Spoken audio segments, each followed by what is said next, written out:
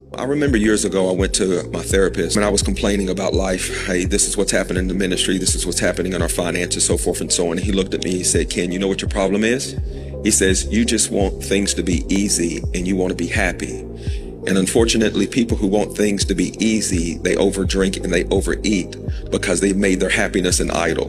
And I sat back in my seat and I was amazed at that statement because he says that the Bible never tells us that we're going to have an easy life. Matter of fact, it says the opposite. Jesus says, as long as you're in this world, you'll have trouble, but be of good cheer, I've overcome the world. And he says, many are the afflictions of the righteous, but the Lord shall deliver us out of them all.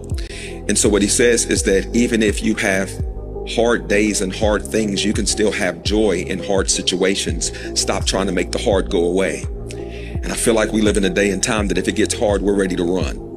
And I tell people all the time, it doesn't matter what you're doing in life. If it's worth anything, it's going to be hard.